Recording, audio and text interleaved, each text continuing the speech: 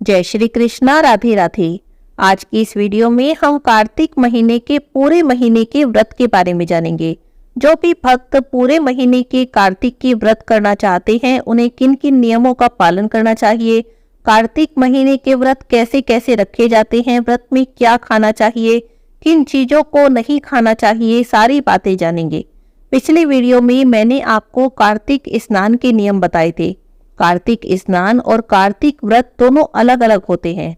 कार्तिक स्नान में हम सुबह सवेरे उठते हैं, नहा धोकर भगवान की पूजा करते हैं, कार्तिक मास का महात्म्य पढ़ते हैं, मंत्रों का जाप करते हैं, कथा कहानियां सुनते हैं या पढ़ते हैं। इसे कहा जाता है कार्तिक का स्नान। कुछ नियम होते हैं जिन्हें हम कार्तिक स्नान के लिए भी लेते हैं, लेकिन कार्तिक का व्रत होता है जब आप इन नियमों के साथ साथ पूरे महीने के कार्तिक के व्रत भी करते हैं। इसी कहा जाता है कार्तिक व्रत। जब हम कार्तिक स्नान करते हैं तब हम सुबह सवेरे में पूजा करते हैं, शाम में पूजा करते हैं।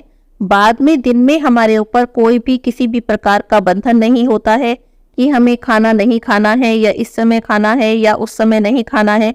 इस तरीके का कोई भी बंधन नहीं होता। जैसे हम अब खाना खा रहे हैं, सुबह में, दोपहर में, शाम में, इसी तरह से खाना खा सकते हैं। जबकि अगर हम कार्तिक स्नान के साथ कार्तिक व्रत भी करते हैं तो हमें व्रत के नियमों का भी पालन करना पड़ता है। जैसा कि हमें जिस भी तरीके के हमने व्रत लिए हैं उसी तरीके के हमें खाना खाना होता है। तो चलिए हम जान लेते हैं कि कार्तिक के महीने के व्रत कैसे कैसे किए जाते हैं और कार्तिक व्रत में क्या खाएं और क्या नहीं खाएं। कार्तिक के महीने में अलग अलग तरह के व्रत होते हैं, जैसे कि तारा भोजन का व्रत हो गया, नारायण तारायण का व्रत हो गया, इसी तरह से चंद्रायण का व्रत हो गया। तो कार्तिक के महीने के अलग अलग व्रत होते हैं। देखिए, सबसे पहले तो हम कार्तिक के महीने का जो सबसे सिंपल व्रत होता है कि हमने बस कार्तिक के महीने का व्रत लिया है, पूरे महीने हमें व्रत करना है। एक समय हम भोजन करेंगे, मतलब शुद्ध सात्विक भोजन बनाकर एक समय हम खाना खाएंगे। इस तरीके का नियम लेते हैं तो आप इसमें कार्तिक के महीने के व्रत रखेंगे और दिन रात में जब भी आप खाना खाना चाहें तो एक समय आप भगवान की पूजा करके खाना खा सकते हैं। बस शुद्ध सात्विक खाना खाना है, प्याज लहसुन उसमें नहीं खाना है, या व्रत में जो भी चीजें नहीं खाई जाती हैं जैसे हींग हो गया, मसूर की दाल हो गई, इस तरीके की चीजें नहीं खाई जाती हैं। ये तो किसी भी व्रत में नहीं खाई जाती, इन चीजों को नहीं खाना होता है। और बाकी आप नॉर्मल दाल सब्जी रोटी खा सकते हैं। अब दूसरा जो कार्तिक का व्रत होता है वो तारा भोजन का व्रत होता है। इस तरह से भक्त जब कार्तिक के तारा भोजन के व्रत रखते हैं तो वो पूरे दिन भर निराहार रहते हैं, मतलब पूरे दिन वो कुछ भी नहीं खाते हैं। चाहे आप मतलब शाम को भी आप जब तक तारों की पूजा नहीं कर लेंगे तब तक आप कुछ भी नहीं खा सकते हैं। तारा भोजन का अगर आपने नियम लिया है तो तारों को निकलने के बाद, तारों को जल देने के बाद, अर्घ्य देने के बाद ही आपको भोजन करना है। अब भोजन आप अपनी श्रद्धा के अनुसार कर सकते हैं, जैसा भी आपने व्रत लिया है।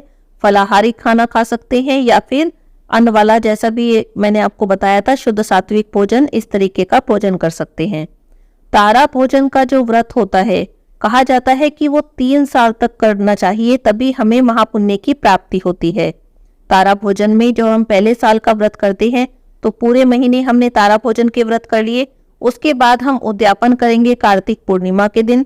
कार्तिक पूर्णिमा के दिन हम ब्राह्मण ब्राह्मणी को बुलाएंगे अपने घर पर, जोड़े से उन्हें भोजन कराएंगे और 3 पेड़े दान करेंगे और उसके बाद अपने तारा भोजन व्रत का हम उद्यापन कर देंगे। उसके बाद जब अगला साल कार्तिक का महीना आएगा तो फिर से हम तारा भोजन का व्रत करेंगे, पूरे महीने का व्रत करेंगे, कार्तिक पूर्णिमा पर उद्यापन करेंगे। तो दूसरे साल हमें 33 लड्डू या 33 मालपुए दान करने होते हैं। ऐसे ही जोड़ा जमाना होता है, ब्राह्मण ब्राह्मणी को घर बुलाएं और उन्हें भोजन कराएं, दान दक्षिणा देकर विदा कर दें। तो इस तरह से दूसरे साल का कार्तिक का जो हमारा तारा भोजन का व्रत है इस तरह पूर्ण होता है। तीसरे साल जब कार्तिक का महीना आता है तो हम फिर से व्रत करेंगे, पूरे महीने तारा भोजन के ही व्रत करेंगे और उद्यापन के समय हम चांदी के या सोने के, जैसी भी आपकी सामर्थ्य हो, 3 तारे बनवाकर दान करेंगे और ब्राह्मण ब्राह्मणी को भोजन कराएंगे, दान दक्षिणा देंगे। तो हमारा ये 3 साल का तारा भोजन का व्रत संपूर्ण हो जाएगा। कहा जाता है कि जो कोई भी 3 साल के तारा भोजन व्रत कर लेता है उसकी सारी मनोकामनाएं भगवान पूरी करते हैं। कार्तिक महीने का जो अगला व्रत होता है वो होता है नारायण तारायण का व्रत। इस महीने में 3 दिन का नियम लिया जाता है। जैसे कि हमने कार्तिक का स्नान शुरू किया शरद पूर्णिमा से, यानी आश्विन पूर्णिमा से हमने कार्तिक का स्नान शुरू किया, कार्तिक का व्रत शुरू किया। तो पहले दिन का जो व्रत होता है वो हम बिल्कुल निराहार रखते हैं, उस दिन हम भोजन नहीं करते हैं। उसके बाद जब अगला दिन आता है तो हम एक समय हमें भोजन करना होता है, चाहे आप वो भोजन दिन में कर लें चाहे शाम को कर लें, वो आपकी श्रद्धा है, आप दिन में एक बार भोजन कर सकते हैं। जब तीसरा दिन आता है तो उस दिन हमें तारों की पूजा करने के बाद, तारों को अर्घ्य देने के बाद, जल देने के बाद ही भोजन करना होता है। तो इस तरह से ये नारायण तारायण व्रत होता है। तो इसी तरह से ये पूरे महीने चलेगा। 3 दिन का मैंने आपको बता दिया। जब चौथा दिन आएगा तो फिर से हम उस दिन भोजन नहीं करेंगे। 5वां दिन आएगा तो फिर एक समय भोजन करेंगे। 6ठा दिन आएगा तो तारों को अर्घ्य देने के बाद भोजन करेंगे। इसी तरह से 3-3 दिन का ये नियम हम पूरे महीने करते रहेंगे। नारायण तारायण का जो व्रत होता है उसका उद्यापन भी कार्तिक पूर्णिमा को ही किया जाता है। उसी तरह से जैसे तारा भोजन व्रत का उद्यापन किया जाता है, ब्राह्मण ब्राह्मणी को आप घर पर बुलाएं, भोजन कराएं, जो भी आप शक्ति सामर्थ्य के अनुसार दान दक्षिणा देना चाहें दान दक्षिणा दें, ब्राह्मण ब्राह्मणी से आशीर्वाद लें, आपका व्रत पूर्ण हो, वो आपको आशीर्वाद दे देंगे, तो आपका नारायण तारायण व्रत भी पूर्ण हो जाएगा। कार्तिक महीने का जो अगला व्रत होता है वो होता है छोटी सांकली बड़ी सांकली। अब ये क्या होता है? देखिए, सांकली एक सिर में पहनने वाला गहना होता है, तो इस तरीके का व्रत यहाँ पर किया जाता है, छोटी सांकली बड़ी सांकली का। इसमें जब आप उद्यापन करते हैं तो आप चांदी की, सोने की, जो भी आपकी श्रद्धा है उस तरह की सांकली बनवाकर ब्राह्मण को दान भी करते हैं। तो इसमें व्रत में क्या किया जाता है, जब छोटी सांकली का व्रत हम करते हैं तो व्रत पूर्णमासी से शुरू करेंगे, यानी शरद पूर्णिमा से शुरू करेंगे। तो पहले दिन तो हम भोजन नहीं करेंगे। अगले 2 दिन, छोटी सांकली व्रत बता रही हूँ, पहले दिन भोजन नहीं करेंगे, अगले 2 दिन तक हम भोजन कर सकते हैं। तीसरे दिन फिर से हमें भोजन नहीं करना है। अगले 2 दिन तक, यानी 5वें और 6ठे दिन हम भोजन कर सकते हैं। एक समय हम इसमें भोजन कर सकते हैं। व्रत तो किया ही जाता है, एक समय भोजन कर सकते हैं। लेकिन छोटी सांकली व्रत में एक बात का और ध्यान रखा जाता है। ऐसा नहीं कि आपने एक दिन भोजन नहीं किया और अगले दिन आपको 2 दिन तक भोजन करना है, लेकिन अगले दिन आपकी एकादशी पड़ गई। जैसे आपने दशमी के दिन निराहारी व्रत किया और अगले दिन एकादशी पड़ गई, आप एकादशी का भी व्रत करते हैं, तो ऐसे में आपको एकादशी के दिन भी निराहार ही रहना है। अब बात करते हैं बड़ी सांकली व्रत की। बड़ी सांकली व्रत में एक दिन निराहार रहते हैं और अगले दिन भोजन करते हैं। एक दिन निराहार रहते हैं, अगले दिन भोजन करते हैं। एक समय शुद्ध सात्विक भोजन आप कर सकते हैं और पूरे महीने इसी तरह से व्रत रखने हैं। कार्तिक महीने का अगला जो व्रत होता है वो चंद्रायन व्रत होता है। चंद्रायन व्रत थोड़ा मुश्किल माना जाता है, क्योंकि इसमें जैसे चंद्रमा की कलाएं घटती बढ़ती रहती हैं, उसी तरह से हमारे भोजन के ग्रास भी घटते बढ़ते रहते हैं। प्रतिपदा तिथि आती है तो उस दिन से हमारा व्रत शुरू हुआ। पहले दिन हम 1 ग्रास का भोजन करेंगे, दूसरे दिन द्वितीय तिथि में 2 ग्रास का भोजन करेंगे, तीसरे दिन 3 ग्रास का भोजन करेंगे। अब जिन्हें नहीं पता कि ग्रास क्या होते हैं तो उन्हें मैं बता दूं कि ग्रास होता है, जैसे कि हमने एक बाइट ले ली किसी चीज की तो उसे 1 ग्रास कहा जाता है। तो इस तरह से 1 ग्रास मतलब हमने जो रोटी का या पराठे का जो एक टुकड़ा हम लेते हैं उसे 1 ग्रास कहा जाता है। तो इस तरह से 1-1 ग्रास हमें बढ़ाना है। इसी तरह करके 1-1 ग्रास बढ़ाते जाएंगे और जब अमावस्या की तिथि आएगी उस दिन तक हमारे पूरे 14-15 ग्रास हो जाएंगे।